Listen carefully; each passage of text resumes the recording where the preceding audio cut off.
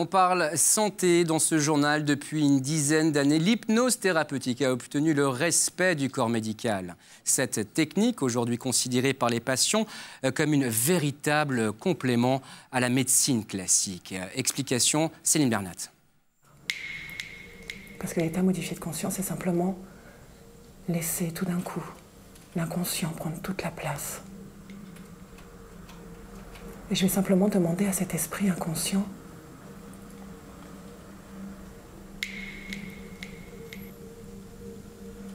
de laisser continuer ses mains monter, et lorsqu'il aura trouvé la hauteur suffisante qui soit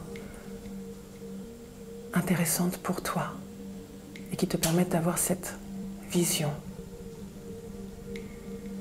de ce que tu souhaites. Bienvenue dans l'univers de l'hypnose thérapeutique. À ne pas confondre avec l'hypnose de spectacle, qui est un show visant à impressionner le public. Dur, rigide, comme une barre de fer, comme une barre de métal, impossible de te casser.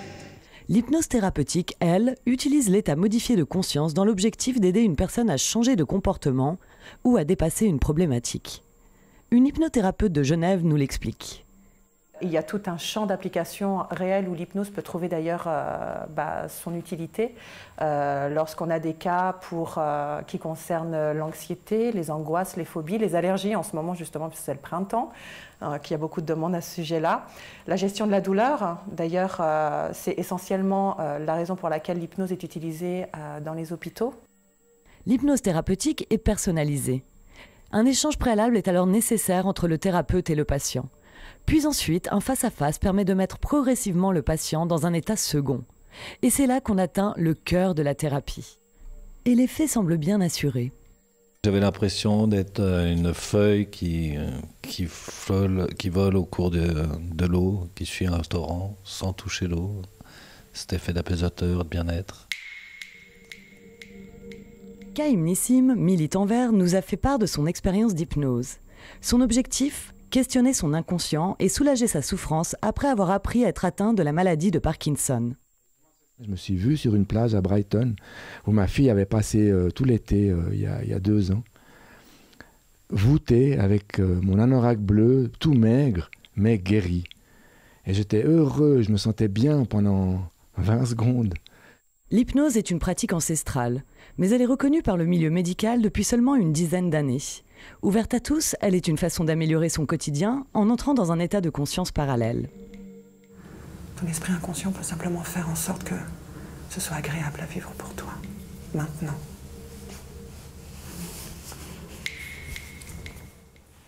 Relooké au Japon, le bilboquet fait son grand retour dans les cours d'écoles européennes. Ce jouet en bois rebaptisé Kendama est considéré comme une véritable discipline sportive qui combine esthétisme et freestyle. Caroline Christina.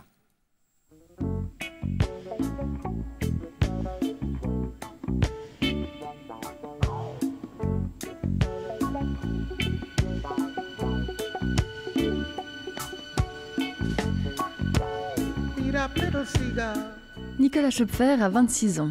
Il est photographe et depuis 7 ans, c'est un joueur de Kendama. À la base, je fais aussi du roller en ligne et j'ai beaucoup voyagé sur des contests à l'étranger. Et puis il y a souvent des Japonais qui étaient sur place et ils avaient ce petit jouet et puis je trouvais ça super drôle. Alors j'ai commencé à m'amuser avec et puis ils me l'ont offert quand je suis parti et puis voilà, j'ai croché depuis, je jouais à l'école. Il fallait aller au Japon pour retrouver le bilboquet enrichi de 3 coupes. Là-bas, on l'appelle Kendama, de Ken, l'épée, et Dama, la boule. C'est un jouet en bois, tout simple, qui est un peu l'ancêtre du bilboquet. Enfin non, plutôt la version, le fils du bilboquet, et qui a été repris par les Japonais il y a à peu près 300 ou 400 ans. Au Japon, le kendama est devenu un sport national. Comme au karaté, on attribue des dan aux joueurs. Pour Nicolas Schopfer, c'est un coup de foudre. Il collectionne les différents modèles et multiplie les figures. Ses vidéos sont postées sur la toile et de fil en aiguille, il transmet son virus à la jeune génération. Marc Boux, champion de trottinette, a succombé au kendama il y a 1 an. J'étais assez intrigué par rapport à qu'est-ce que c'était, j'ai voulu essayer, je trouvais ça rigolo. Puis après, j'ai vu Nicolas en faire et depuis, j'en fais à peu près tous les jours. L'avantage du kendama, c'est qu'on peut en faire partout. Justement, que ce soit au bord du lac, au skatepark, sur un banc, peu importe. Également vendeur dans un magasin de sport urbain, Marc Bux réalise le succès grandissant du bilboquet japonais à Genève.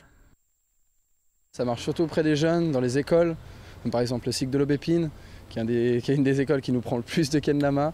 On en vend à peu près, je dirais, une quarantaine par semaine. Le kendama est un sport autant mental que physique. La souplesse est de mise, le rythme est de guise et les genoux sont le moteur principal des mouvements. Le tout se résume en quelques mots. Super addictif, ouais.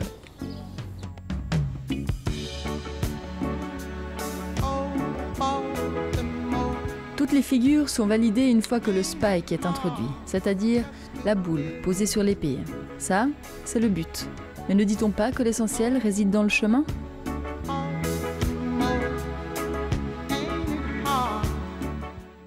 Voilà, c'est la fin de ce journal. Merci de l'avoir suivi. Excellente soirée à tous. Tout de suite, la météo, suivie bien évidemment de Genève à chaud.